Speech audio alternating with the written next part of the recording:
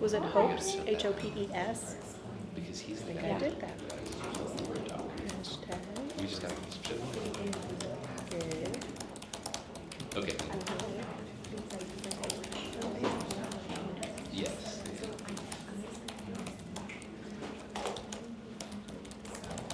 There you are. You are delightful.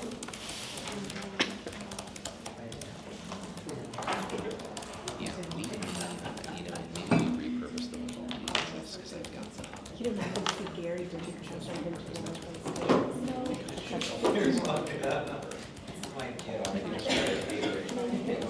We'll figure it out.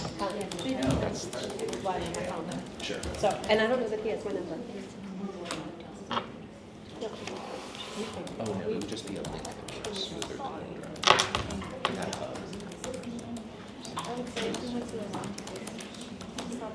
yeah, I'll make sure, but it should work. Exactly, Just be- exactly.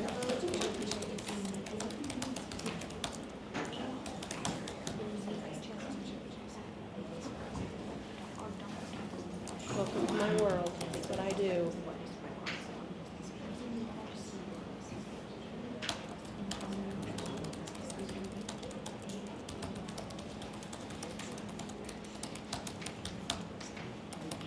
Do you want to just bring that over here and we can send it around?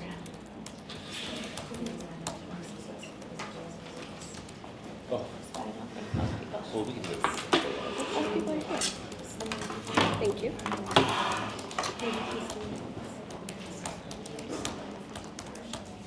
Quick question Two. for the Yep. lady today. Is there a subcommittee that you want to be on or that you're inclined to do? Because I want to go to a dinner.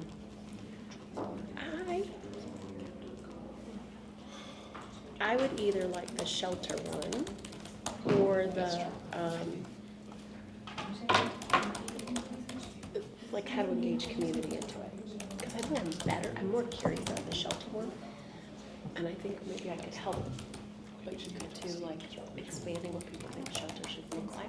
But I also like the how to build in community pieces. Do you have a preference? No, I'll think about it. But I just Starting at 3 o'clock. I'll Those be would be some able to- favorites, I think. Good afternoon, everyone.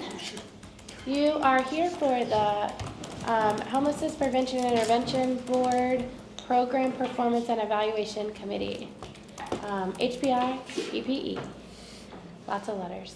I'm Liz, I'm the chair of this committee. We're gonna go around the room really quickly to do introductions, and I'll send it this way. I'm Diane Fleet, Chair of HPI Board and with Greenhouse 17. Hi, I'm Cora House. I'm a housing advocate with Greenhouse 17. I'm Shannon Derrick. I'm with Passport by Melina. Daryl Watkins, Arbor Youth. Janelle Walls, Arbor Youth. Joshua McKinley, Arbor Youth. Marty Vaughn, Arbor Youth. Jackie Long, Mount Conference Care Center. Billy Love, Inroad Board. Marissa Webb, Continuum Care Coordinator within OP. Adam Kuhn, HMIS Data Analyst at OP. Jeff Herron, Manager at the Office of Homelessness Prevention and Intervention. David Schaff, Hope Center. Okay. Real quick. Yes. If we did not sign in, okay. It's going around. Sheets are going around, Yes. perfect, because last DSI meeting, I think I had to sign everybody in because it was away, and so I think people just forgot, so Yeah. just making sure. Okay, we have a few program reviews. Just so everyone is aware, we have the mayor's task force on homelessness after this at 3:30. So some of us serving on that task force do have to leave like right at 3. So I will be kind of monitoring our time. Usually we do 10 minutes for presentations and then some time for questions. But if I'm like, that's why, because we have several presentations and I want to make sure we can get to everyone today. We have Arbor Youth up first, and this is for the rapid rehousing for youth. Oh wait, approval of our meeting minutes, sorry. We had our October 15th, 2025 meeting minutes in the packet. Does anybody have any suggestions for change? Seeing none, I will take a motion to approve. Motion to approve. From Billy, and a second Second. from David. We got our second. All in favor say aye. Aye. Any opposed? Okay, that passes. Now we will have our program review from Arbor Youth Services for the Rapid Rehousing for Youth Program. It's an emergency solutions grant. Take it away.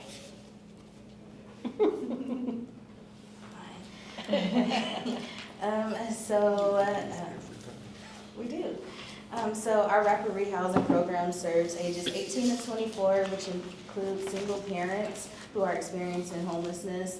Our housing advocates work closely with the emergency shelter and outreach teams to identify eligible youth to help them transition from homelessness into stable housing using rapid rehousing funds.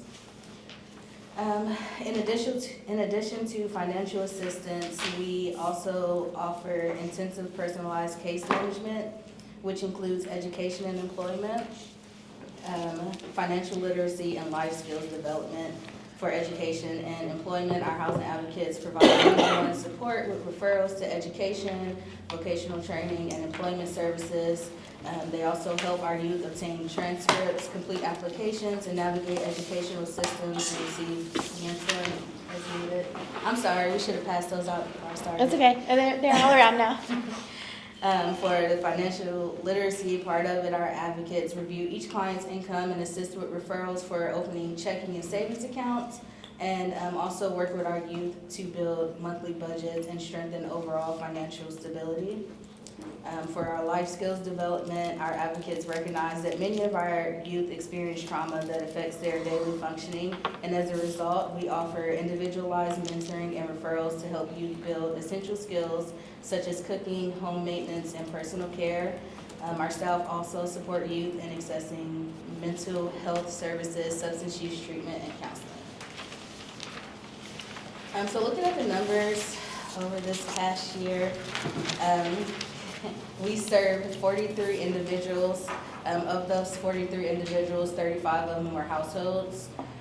We do have a variety of different clients. It's a mixed demographic, so 21 male, 21 female, 1 transgender, 26 African Americans, 12 Caucasians, 2 Hispanic, 1 American Indian, Alaskan Native or indigenous, and 2 biracial. If you look at our performance measures, those numbers are going to look a little off, and we'll go into detail a little bit after.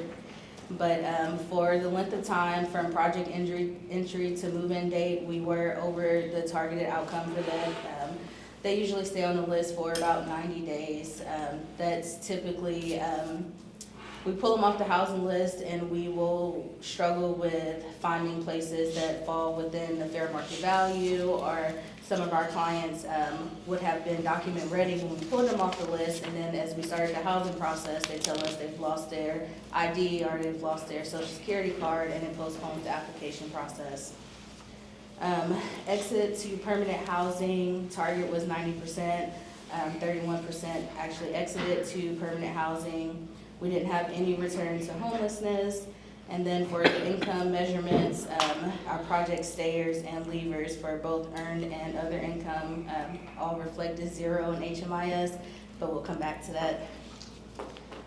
Looking at the ongoing evaluation and improvement, some of our ongoing challenges include increased earned income, encouraging clients to receive mental health and substance use treatment, finding affordable housing that's in a safe environment, and an increase in eviction rates.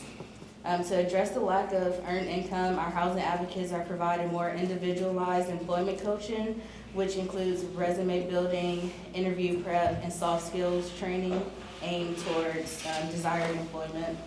They also work to remove barriers such as transportation by providing bus passes and lack of childcare by assisting with applying for childcare assistance. Our housing advocates integrate behavioral health into case management by providing available on-site providers for walk-in appointments. So we have mental health providers at our shelter every other Tuesday for our clients to walk in to receive assistance. And we also incentivize initial engagement with things such as gift cards or bus passes. Staff are also provided with harm reduction training as well to increase engagement. Our housing advocates build deep, transparent relationships with landlords, and provide educational outreach to different properties to help expand our list of potential partners. To reduce our eviction rates, our housing advocates will try to identify at-risk tenants early and provide tenant education and mediation between the tenant and the landlord to prevent eviction. In the event that eviction is not preventable, our advocates will work with the landlord on getting the tenant out before it results in eviction on their background and make it harder to rehouse them. Okay. I'll open it up for questions or So- discussion. So I'm curious, one of the things that's been on my mind a lot here recently with the NOFO that was here and now not here, has been employment and what that looks like going forward. And it seems like that's been a challenge. I know it's a challenge for a young adult population. I'm curious when you all started making some of these shifts to address that, and what kind of results, even if it's not, data and figures right now, but if you all are seeing anything that you're feeling like is really effective or working for your particular population. So we have struggled a lot with our youth that they're getting jobs and then they're losing them. So it's a probably 72-hour turnaround time from their first day to their last day. And so a lot of it is mental health. They have anxiety going into these new jobs. They have expectations for, I'm gonna work today and get paid today, and it's not realistic. So we've been trying to address the mental health issue before going into looking for jobs, and then also finding jobs that they actually want to do.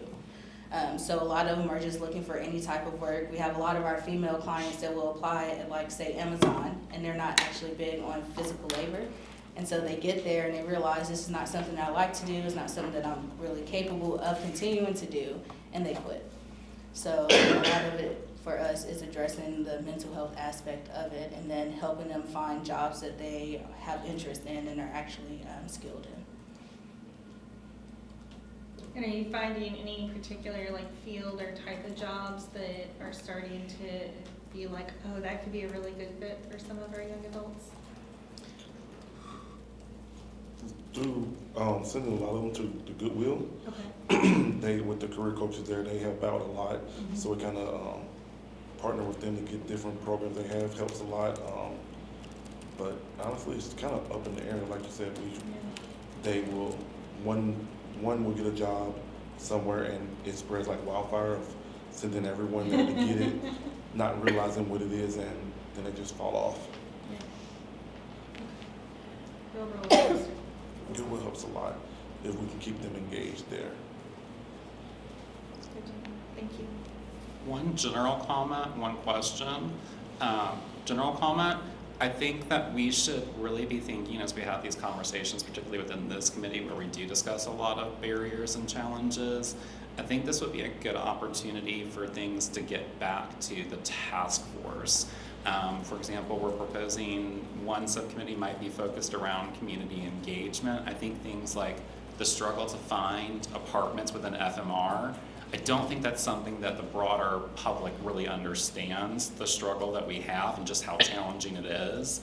But even things like employment opportunities, I think that could be another area that we could maybe engage. And so with that community engagement subcommittee, it's kind of a twofold goal. It's one, how can we get engagement in the process for the task force itself, but how can we build a platform for ongoing community engagement? If there is somebody in the community that wants to help, if it's a business owner, if it's a landlord, how can they plug into our system? And I think really getting that feedback to them is going to be helpful. So I think, advisors, members of the task force, we can do some of that work, but I'd also just invite you all to continue to participate in that process as well, and even some of the subcommittee meetings, because I think you could share some really valuable insight. Other question, I know you already touched on the length of time for move-in, exits to permanent housing. What kind of factors are involved there, and maybe, because I think sometimes if you just see a flat percentage or a rate, you don't understand. For example, when we talked about new beginnings, sometimes it's someone going to a needed higher level of care. HUD doesn't count that as a positive destination, but it's positive for the individual situation. So I just want to give you a chance to speak on that. So of the 43 persons that we served, 12 of them were exited out of the program, but they weren't housed. So we ran into the issue of funding earlier in the year for rapid rehousing, where we had too many clients that were pulled off of the list, but not enough funding to actually house them. And so they stayed at the shelter, or were upset that they weren't able to be housed and left the shelter and didn't go to permanent housing. It was a lot of them, since it was warm at the time, went just to the streets, honestly. They still utilized our drop-in center, but didn't want to stay at the shelter because they didn't see a need to stay at the shelter if there wasn't going to be the outcome that they were looking for. Another one, so some of our clients that were evicted returned to friends, so they went to live with friends, but it was a temporary situation, so it wasn't a permanent situation. So that's where that number comes into play.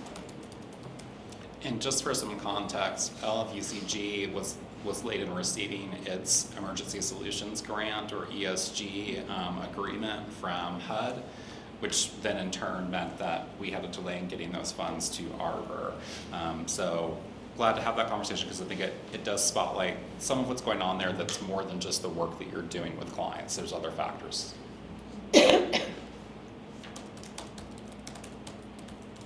Any other questions or comments? I have one quick one, trying to be respectful of the time, but Janelle and I had an opportunity to meet earlier today, and I was going to thank Janelle for doing that, but I'm realizing all of our providers at this PPE submission, I think, had the same issue, where we submitted numbers or some formatted report to our office, and we sent it back with some notes. And Jeff's comment about looking at something like exits, I think, is very meaningful in the context of this, but I just wanted to make a note that I think what we were able to execute with the Arbor team today, reviewing the data that they submitted, talking about the services that they provide, and then what ultimately ought to end up on the sheet, is something we would like to try to standardize with a lot of our PPE submitting parties before each session.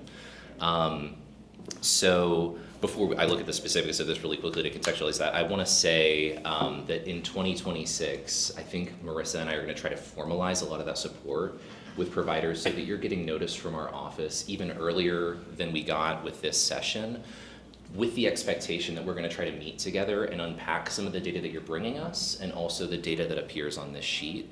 Because really what we're looking at with something like performance measures is a lot of what HUD wants to see. These are very specifically coming out of our APRs and our capers. But that isn't always exactly what's going on with your services, to Jeff's point, and you may be able to paint a more robust picture of a service that you're executing on very well or something that you want to improve on outside of these figures, and we want to give you the space to do that here in a way that supplements the rest of the data that we're looking at. So, we just talked about exits being at 31%. Another thing that Marissa and I were talking about today is this 90% number that I think can be confusing as a goal for some of our providers. I would suspect is probably born out of the expectation that these should be 90% of exits from permanent housing placements.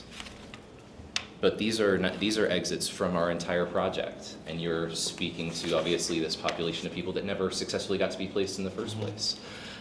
So there's a lot of additional context that I think you guys can provide to these numbers that help us understand, in the context of this target being 90% of people who successfully got to housing within your project and then exited out, you're probably much closer to that 90 than what this number demonstrates.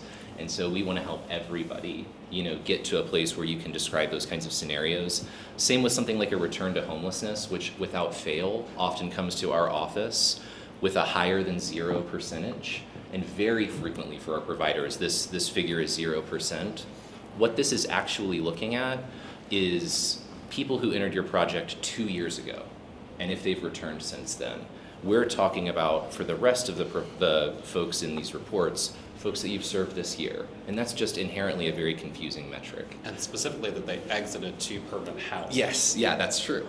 And so what we see in a lot of returned cases, to homelessness. yeah, I think a lot of our providers look at this and see on their APR, well, I can see who exited to homelessness, so this must be the returns. And that's very intuitive. And we can talk about that as a point of performance evaluation. But this figure ought to be 0. If it isn't, we want to unpack it in PPE. And if you're seeing another trend internally with those exits to homelessness that aren't necessarily returns to homelessness, we can unpack that too. It's just a little separate from the performance measure item that we see here.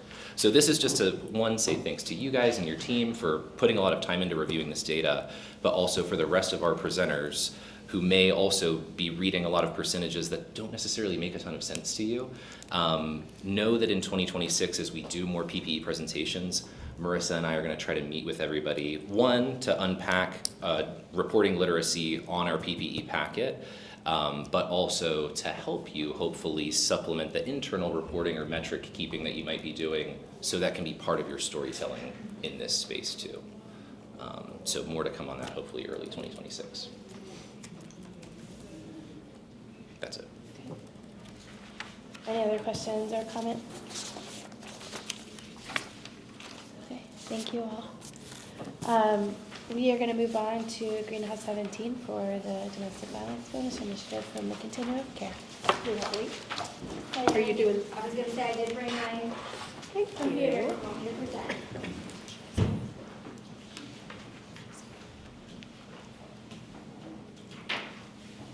And Marissa, are you just putting the slideshow up and not the report? And Yes. I'll talk about the report? Yes. Okay. So slideshow is really just Greenhouse 17 light, just, kind of see pictures. But I think also to mimic a little bit what Jeff said, getting things back to the task force as we're looking at homeless shelters. I think the place of homeless shelters is really important, not only that we have that space, but that it's a thriving space, that it's a loving space, that it offers a lot of integrity around it, that it's a caring space. And I'm really proud of Greenhouse 17 for that. Now, the pictures are always the rooms when they're the most beautiful. They definitely are lived in, but I just think green space, even if you're downtown, those things are so important to a person's health and healing. Okay, so for the report, Greenhouse 17 is a domestic violence program. We serve folks who are experiencing intimate partner violence. This is our first year with a DVBI bonus. Our goal was to serve 10 families who were experiencing domestic violence and get them into housing. With that is all the wraparound services of Greenhouse 17. So many of them came from shelter, but not necessarily. But we also offer our outreach advocacy, which is our support group, and our court advocacy, and our individual advocacy work, and our connections with therapeutic resources within the community. So whether people are in shelter, whether people are coming from outreach in, or whether they go into DVBI, everybody is accessible or has access to all of those services. So that is our kind of wraparound service program.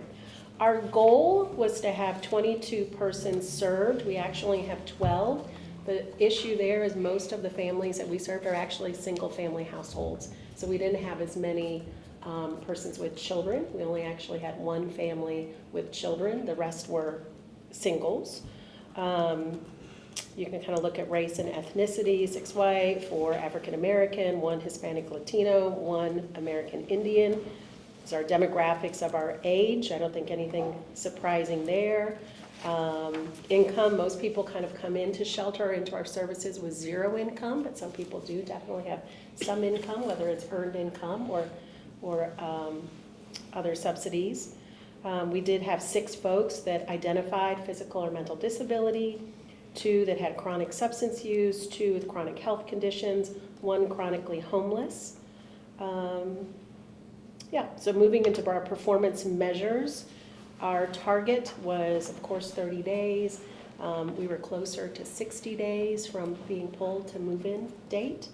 Our exits to permanent housing, everybody who received housing through the DVBI is still in housing.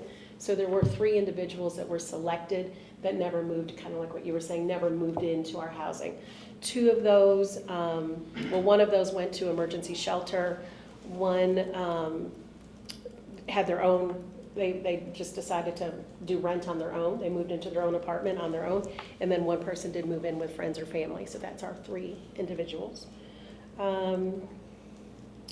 Income growth, so about 33%. So even though I still think that's low, and I know it's an area that we really want to look at, it did achieve beyond our goals. If you take out those 3, though, that never moved into our housing, actually only about three people have not increased income. I was looking through our charts the other day with Cameron, who works a lot with DVBI, and most everybody has actually increased their income, which I was a little surprised about, but really pleased. They either had gotten a new job or they'd gotten a job, but they were doing more hours. They were able to do more hours because their life was a little more consistent. And then I have one person who's going to school. So their income didn't change, but that's a happy thing, so that was good. Job income growth for stayers, about 30%. Oh, no, wait. Job and income, new increased earned incomes, what we were just talking about. The others we don't know. We haven't done our research yet for our stayers, so stay tuned for that to come. Job and income growth, new increased income, our goal is 20%. We don't have anything at that point now. Same with leavers. This is still our first year award. Any unresolved HUD monitoring, we're going to say no. We feel good, so we said no, all is well. Funds drawn down quarterly, our hope is yes. We hope that we are good. We did ask for an extension. Our project now is extended to December 31st, so we did get a little more time. So our year end won't end for a couple more weeks. We'll see how we're doing in that. Our population is domestic violence due to housing first. I talked a little bit about the head of household and how most of our families were single family or single person families. Percent of participants moving into permanent housing, 75%, and moving into permanent housing destinations, and that's including those 3 individuals that I was talking about as well. I think, for just kind of a summary, this is our first year. It was a little slow going for us because we still had community action DVBI, so even though this started late fall, early winter, we were sort of finishing up some community action DV bonus work, and then we kind of got moving a little bit in early, January, February with this. Then we kind of went full throttle and was like, okay, now we got to get some folks in our housing. So I'm happy that we're about at I think a person is signing a lease this month, so we will have our 10. I don't really have a set explanation why we have singles versus families. I have a few different ideas as to why that may be. Greenhouse 17 does have housing out back. We do find that sometimes folks that are in shelter sort of prefer a little bit that housing because they still have the services wrapped around right on site. And we sort of like people to self-select to a degree where they need to go, but I also think DVBI could be a great opportunity for families, so we're really trying to nudge and encourage that off the list. Love that we have the wraparound services with DVBI, so I think that's a really good opportunity for us, and staying time thoughtful, that is my report. If anybody has any questions. Diane, do you want me to go ahead? Okay, we can just do this really, really fast. So it's our shelter. I don't know why that picture is in there. I did not approve that picture, but that was us, our team for the point in time count for Lex Count last January. I do selfies all the time. You would think I would know where to look. That is our housing out back, out front, or the front of our housing that's behind the shelter. They're 1, 2, and 3 bedroom apartments. They're lovely. It's our front office where the crisis line comes into that 24/7, 365. None of it is automated. We are open every day. That's just the hallway. During COVID, we were really bored. We had teams of 10 going in during COVID. So Kristen, who is on that picture of the point in time count, she's an artist, so we did little graffiti art throughout. So our finance person really hates any kind of bug animal, so we did a mouse and a mouse hole going into her office. But anyway, she did this little girl. So we just have little pop-ups of art throughout the building.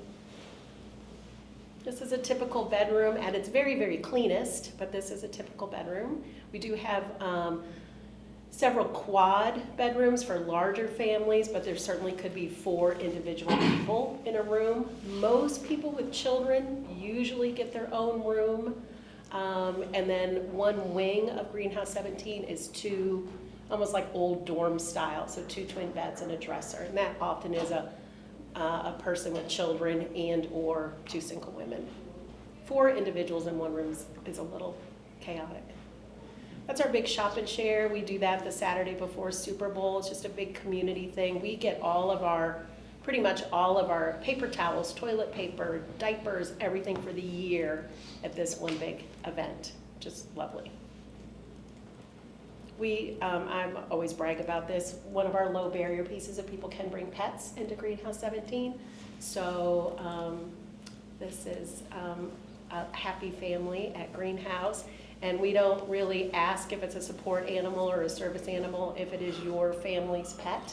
And we have room, and we think the pet can do well in community living, you can bring the pet. We have a lot of pet partnerships. I cannot tell you how lovely Humane Society is and Animal Care Control, but this is a local pet supply store that also kind of helps us a little bit with pet care.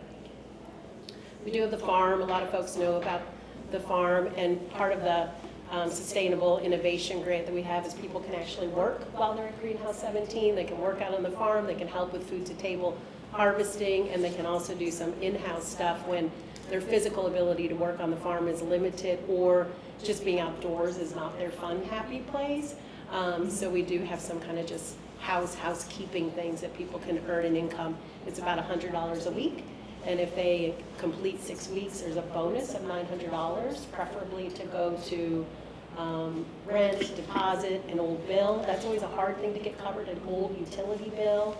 So those kinds of things, as they're working on their budget, they can get some of that so they're housing ready when they leave us.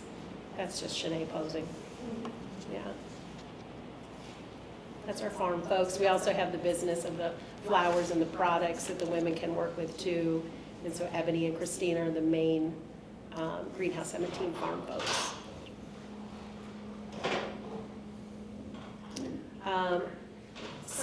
When people do stipend out on the farm, they also have to do an hour of reflection. They can write what it meant to be outdoors. They can write what that kind of brought to them. We had one woman who really didn't like to write. She just started doing kind of a painting of her experience, and she really never knew she painted. I find that a lot of folks in shelter really do like to express through art. You all probably know that too. So she would always do an art piece every week, and it was really nice. That's our soaps that we make. Good Christmas gifts, if you're looking. I like the snow, so there we are. That was our first snow, me and Kristen. I think that's it? Yeah, that's it. Thank you. Excuse me. Okay, I'll open it up for questions or comments. Excellent. No, Jeff. Just as a No. comment. Okay. The farm stipend program is something that we received an application for when we did the RFP for open applications for program funding. So definitely not the whole budget, but a little bit of funding to help support that. I believe the money specifically from OHBI helps give a bonus when people complete the program that they can use towards housing expenses as they look to exit shelter. Yeah. So wanted to kind of just point that out for some of our members to kind of know what we're supporting. Yeah, it's really lovely, and I know if the Innovative Solutions pops up to any of the other agencies, taking something like that kind of concept is really nice. It engages people into the program. There's a bit of beautiful ownership of the program, and rather than always coming up with the money, you know, like, what was the money that you had, that $8 trillion and it went in 2 days? What was that money? Like the flex fund. Flex funds. So this kind of does a flex fund also, but they're earning it. So, you know, depending on what their budget is, again, if they have a car repair that needs to be done, which is critical out of Greenhouse because we're not on the bus system, but if they have that, or again, an old utility, or they need money to get uniforms for school, if they can have opportunity to earn that, it takes off the flex fund piece and agency, and then you just have this, I think our grant is about $40,000. Yeah. Yeah. It's a really great idea. You can go right on our website. Yeah, so go to greenhouse17.org, and if you want to bypass the mailing, the shipping, which I think is a little pricey, I have a table in my office, and it's really nice, and you can just come out to Greenhouse and pick it up. But do it fairly quick, because I think the Christmas sales will stop. It's all the time, but I think the Christmas stuff will go pretty soon. Yeah, yeah, they're really lovely. Lip balms are really good. They're so good. I have one question. In your ongoing evaluation and improvement, you talked about your quarterly staff meetings. and the monthly case management and meetings. And you said these help you to identify service gaps and inform shelter program improvements, or the need for expanded community partnerships. Do you want to highlight any of the things that have come out of those meetings that might be helpful for the group? So I think we have several teams now. Greenhouse 17 is much bigger than it somewhat used to be, and so I worry that we get a little vacuumed. So housing team meets monthly, shelter team actually meets weekly to do case review. But sometimes there's a little bit of a gap of knowing services that the housing team is working with versus maybe our visitation exchange versus our farm versus our shelter versus our outreach. And so I don't know that I have anything somewhat specific to do it, but when we serve, again, 17 counties, so it's critical to get everybody kind of to come to the table together to just begin to identify resources that are available for different folks. We are starting to do a lot more with the University of Kentucky, is doing some health clinic stuff. The health department has been terrific at bringing clinic stuff out to shelter. We've been working with a woman who's, Adam knows her, I just call her car seat lady, do you know? Yes. Oh, yeah. So she was with child injury prevention, and so those kinds of things, I think, word of mouth, but she'll just come out, and if you've got a family of 3, she just installs them with car seat, and you will know how to install that car seat at the end of it. So I don't know that I'm answering your question other than if you don't bring those folks together, it's just like me being at this meeting, 10% gets back to shelter, right? Unless we have a set time to kind of come back and you can unpack all of that information. And there's so many people in the community that are doing good work that it's hard always for it to stay, front and center. So there is a lot of communication, collaborative time just so those things don't get missed. Street outreach is another one. I don't think people really knew anything about street outreach where we were. And then all of a sudden, now that I'm in this field and I see people out, I'm like, David, or like, there's a person on Main Street, what do I do? And it's like, well, here's the number, this is what we do. So anyways, they're now in our world that I don't think we would have had that, before. We would have just been sad, but now we feel like we can do something with it. So I love street outreach. Any other questions or comments? Okay, thank you. Thank you. And then we have 2 presentations from Mountain Comprehensive Care. So I'll turn it over to you for the first one. Let's do Bluegrass Region Permanent Supportive Housing first, and then we can do the rapid rehousing. Okay. So for our PSH program, we support 18 households who are chronically homeless and have very high service needs. They're on the very high end, all of them are on the very high end of the prioritization. We provide services to all of our clients, include, on top of housing stability case management, they can access psychiatry, licensed therapy, counseling, case management, targeted case management for mental health, and also peer support through our clinic. And they can also access a variety of substance use treatment, including several different residential treatments from from 30 days to 90 days, and we transport all of those, so no one ever has to worry about if they go to Prestonsburg, or if they go to Garrett County or Moorhead or wherever, whatever program is right for them, we make sure that they get back when they want to. No one's held hostage. We also don't patient dump. I had to throw that in there. Also, we have a specialized residential treatment for medications for opioid use disorder, which is the new MAT. It went from MAT to MOUD, so to keep up with acronyms. So we have a variety of services that they can take advantage of. We also provide transportation through bus passes, but also we have vehicles assigned to our program, so the case manager can transport them when they need transportation that they can't use the bus pass for. And sometimes that is encouraging them to participate in the service that they would be on a bus to go to.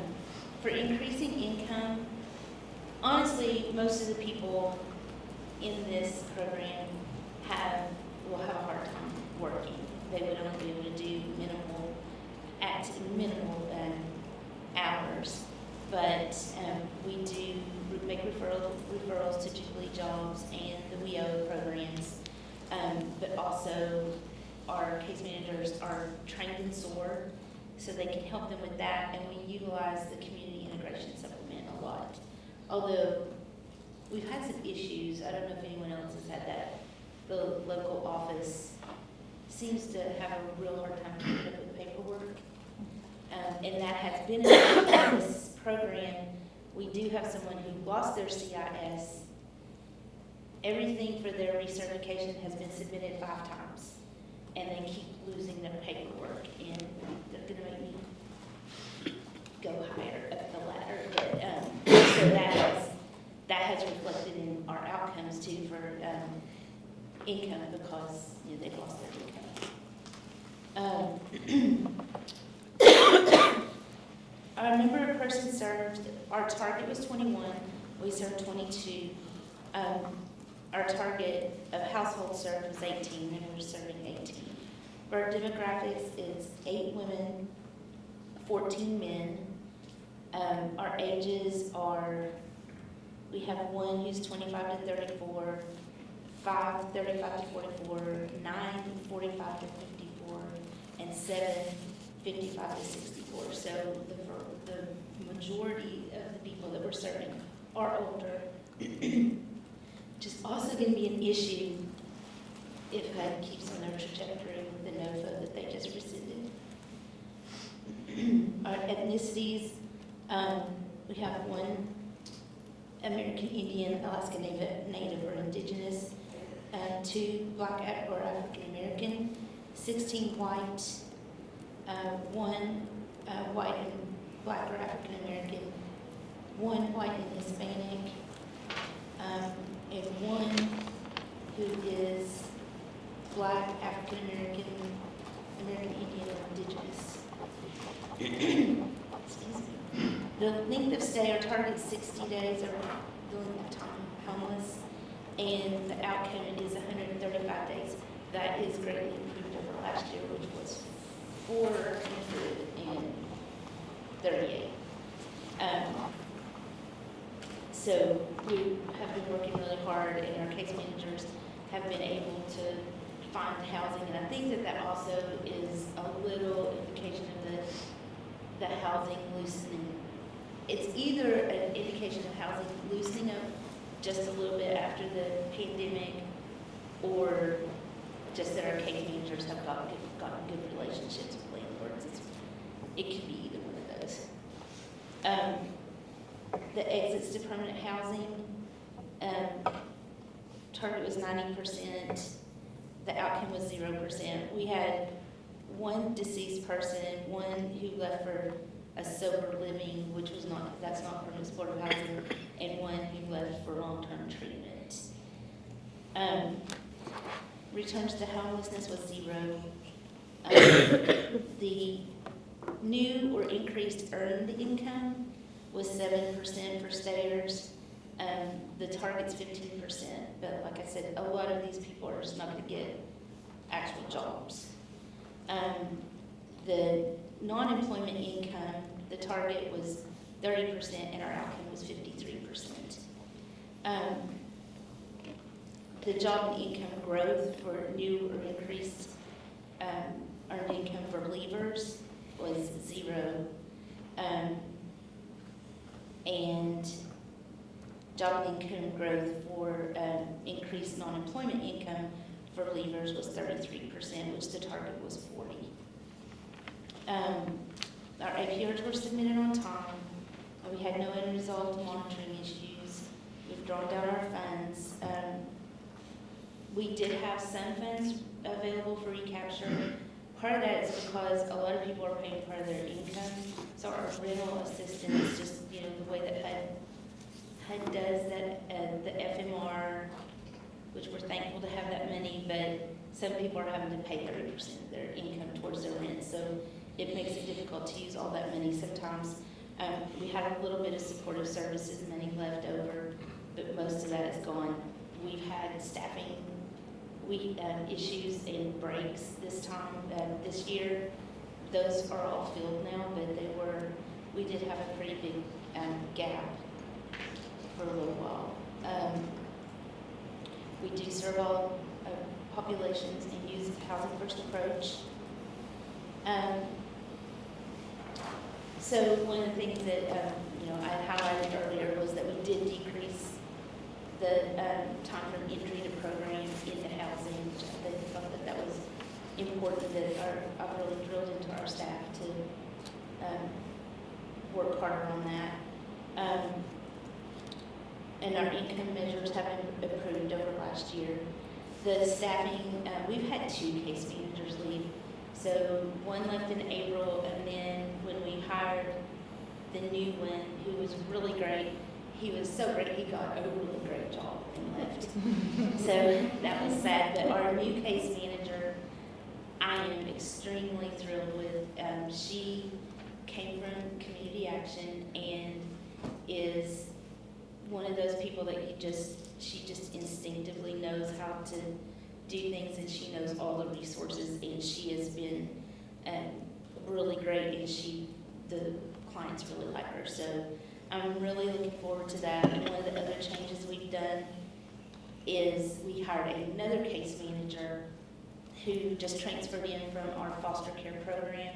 So she's an experienced case manager, and she's going to work both in permanent supportive housing and in rapid rehousing, because I think we need some help in rapid rehousing.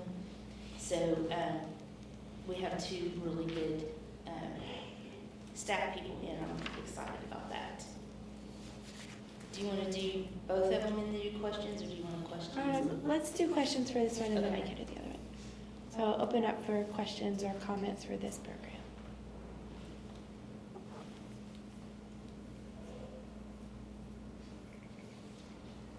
I will say that this program, if HUD stays on the trajectory that they're on with the NOVO, I'm certainly hopeful that they rethink the permanent supportive housing part of it. But this is one that we would transition to transitional housing, which, we have a lot of elderly or approaching elderly people in that program. I don't know how that's going to. I think this is a good time just to tell people, if you currently have participants enrolled in a COC-funded program, it's probably a wise idea to go ahead and take steps like signing up for income-based housing, because we don't know exactly when a NOFO will be released, but we also know that a delayed NOFO means a delay in renewal funding. So either way, whether it's because of a gap in funding or because of changes in policy, you probably are going to have some participants that are going to need to transition on from some of these resources once new agreements go under contract. So knowing the wait times for subsidized housing, I just would encourage anybody that has elderly clients that you're concerned about being able to increase their income any more than it already is, looking for some affordable options you can go ahead and start pursuing for them. I will also say, when you said gap, and made me think about this, there is a movement afoot for this legislative period to ask the legislature, in response to this HUD NOFO that was just rescinded, to ask for gap funding for some of the programs that aren't going to see a timely grant agreement, or won't know if they're going to be able to continue the program, if they're going to get funded again. So, it would be limited funds, but there will probably be people calling and asking you for A, advocacy, and B, how much money what is the bare minimum it would take to keep your program rolling until there's resolution from HUD. So just to put that out there, that's something to think about too. Under the NOFA that was released and withdrawn, awards weren't going to occur until May. And so, for example, we have within our continuum a March and an April renewal. So part of my debrief to the administration was we might be looking at in terms of having to support gap funding. And now if we're rescinding this NOFO and issuing a new one in the future, we're probably gonna be looking at further than May. Yeah, and we're asking, the ask will be for the whole state, not just the balance of state. I mean, it's being led by George and Louisville, so everyone would be included in that if they agree to. We would be happy to lend any information. Yeah. Okay, let's talk rapid rehousing. Okay. Rapid rehousing. So this program provides supportive services for 11 households. And most of them are also on the high end of the acuity, although we were trying to get some lower acuity because we knew we would be going into this year with a smaller number, I think it's 6 this time. So we were trying at the end of the last year to get higher acuity so that they could move on the program sooner. So it's kind of a transition. The same services are available to these folks. There are clinics as in permanent supportive housing, and we also have a vehicle for this program, and we transport people and also give them bus passes. We also, for both programs, provide a lot of food. So we have emergency stashes in our office where we've got, shelves and shelves of canned food we take in.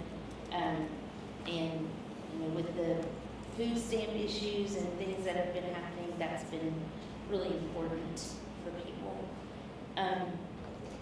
Also, for increasing their income, we make referrals to Jubilee Jobs and WIOA programs, and then we can also do SOAR Within.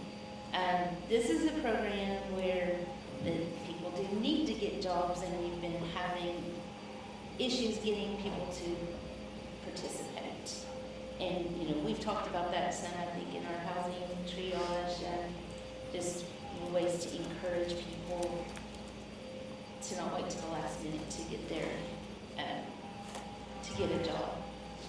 Our number of persons served is the target was 17. We actually served 19, and the number of households served, the target was 11. It was actually 14. The demographics is 7 women, 12 men, ages 25 to 34. There's 5 people. 35 to 44 is 4.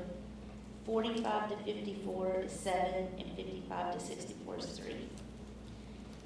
Ethnicity, we have 7 Black or African American, 11 white, and 1 white and Hispanic. Our target for the stay was 30 days, and the outcome is 130. And I think that's about what it was last year. The exits to permanent housing, the target was 90%. Our outcome was 50%. We had a couple of people, we had one who just flat disappeared, who's actually, I think, showed back up now. And then one who just refused to engage. We entered him into the program, and then he met with us, but he never would go see any of the housing, and finally was he was very happy to stay at the Hope Center. I think that he was comfortable here. So that was an exit that was not successful. We did not have good increased income on this program. We did have someone of the exiters, 17% had the increased non-employment, which that's where we got the community integration supplement. This job growth, I think I had a case manager issue, and who didn't do a lot of encouragement. So we have fixed that issue now. And so we have the case manager for that program is on leave, but when they come back, they will be assisted by a much more experienced case manager. And I fully expect this to correct itself quickly. The APRs were submitted on time. We did not have any unresolved monitoring issues. The funds were drawn down, and we had a little bit available for recapture. It was in the rents, where some people did pay part of their rent. And we serve all populations and follow a housing first approach. This one is a program that it just depends on the NOFO. We were going to let this one go in the next,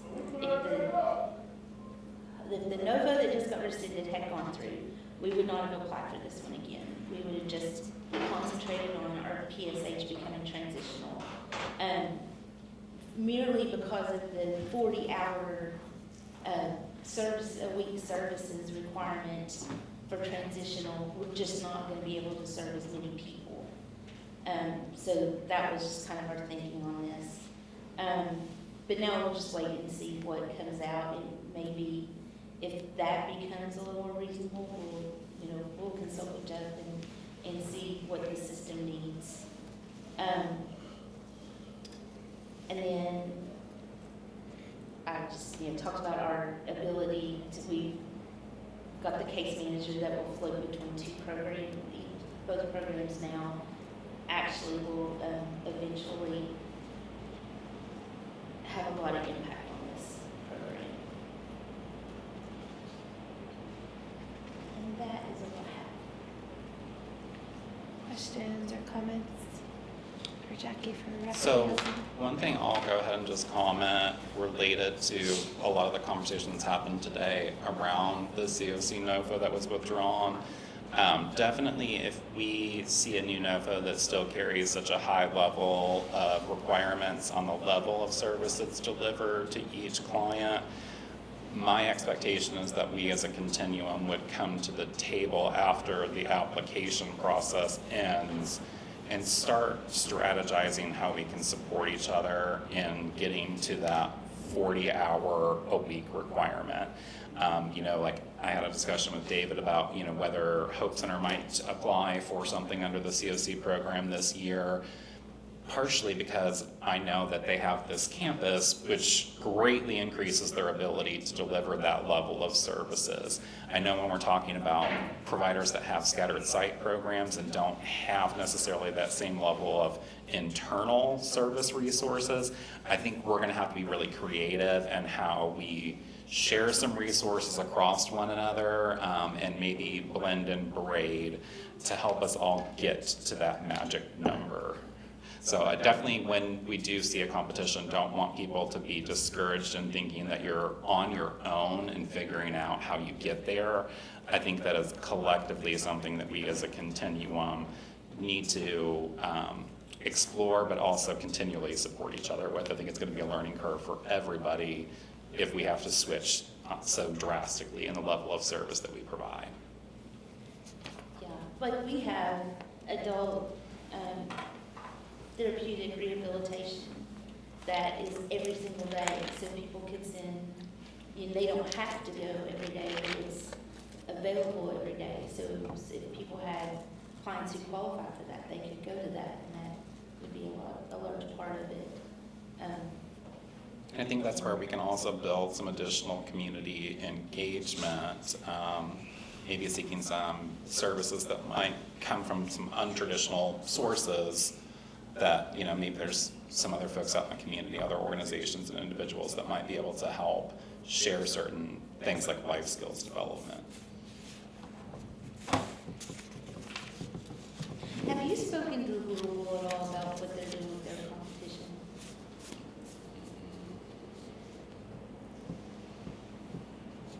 That might be a side conversation. I just got an email, I talked to a text from the lady in Rand Paul's office that I didn't think she understood what was going on. Sounds good. Other questions or comments? Okay, I don't see any.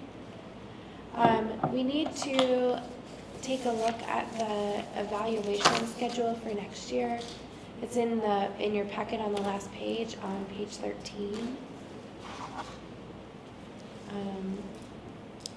I will note that I did not include the recipients of the open program funding, just because it was fairly nominal funds, and also all the projects varied so much, it would just be hard to work in multiple different presentations for our annual calendar. But for everyone else, tried to work in any newly funded projects, and then for Housing Flex Fund, since that was kind of a shared program across a couple different agencies, I placed that for LFUCG. My office will engage Community Action Arbor in presenting those outcomes, and we'll just give one collective presentation on that. But definitely look over this, and if you see a program of yours that is funded through LFUCG that's not present, let me know. But otherwise, if there's no changes that are needed, we would be seeking a motion. I don't see anyone raising their hand. I would take a motion to approve. I will make that motion. And a second. I'll second. Thank you. All in favor say aye. Aye. Any opposed? Okay. We will move on with this schedule. Does it also have to be approved by the board or just us? Or do we just Technically, I'll let- bring it to the January meeting just so it can go before the board. Okay. Then now we can open it up for any other public comments or announcements that folks have for the group.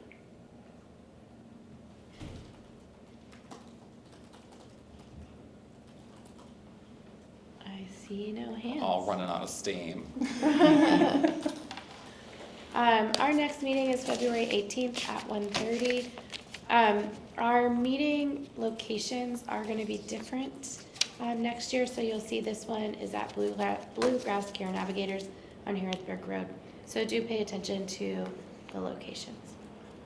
And I will be obnoxious in the first couple of emails that you receive in the new year. You will see locations that are bolded, underlined, in different color fonts, just because inevitably someone's going to go to the wrong place and text me panicking. That's so unusual for people to do that. Seeing that we're at the end of our agenda. Oh, wait, sorry. I just want to let everybody know, so Tuesday, the 16th, from 4 to 7 is our open house for our 18 to 24-year-old shelter. Everyone is invited. Come check out the new kitchen, the bathroom, paint, the new look. Like, there's still more things coming that we have to wait until spring because of the weather, but come check out what's already been. It looks totally different, so you guys are more than welcome to stop by. Thank you. The 16th. Will you send an announcement about that to council? Because any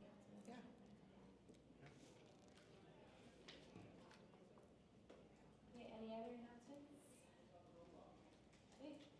Josh, if it's helpful, you can always send that to me, and I can always get it to the other council members and just copy you. Thank you. Because we can just hit council. Oh, that would be nice. All council member email. That would work. Okay, now we are at the end of our agenda. I'm going to adjourn us for today. Thank you everyone for being here and for being on time. So we can get to the next thing.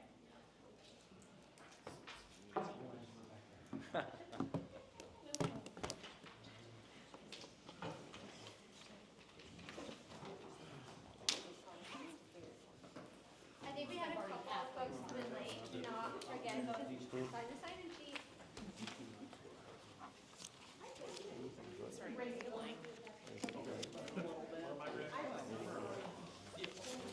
Weird weather. are you doing? I'm good, how are you? Good. How you liking your new Josh. job? I like it. It's just a lot of grading. It's kind of boring. Are you liking that though? I am. It's definitely a change of pace. It's more of like doing one thing, and I'm used to like jumping. Do this for a little bit. Do this for a little bit. Do this for a little Yeah. bit. Go to a meeting. It's just like no, I just need to sit for an hour. So That's nice. yeah, it's fine. Yeah. It's just an adjustment. Yeah, yeah, yeah. How's that? You still at the ridge? Yeah. How's that going? You guys been busy? Oh God, yeah. I'm Yeah, sure. yeah, it has been. Yeah, Actually, I yeah, still there. Still working Thursdays. Yeah. Arbor.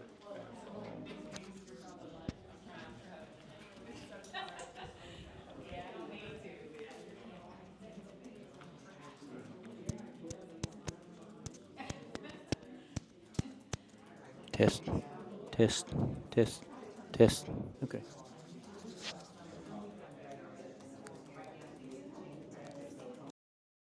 Yeah, this goes.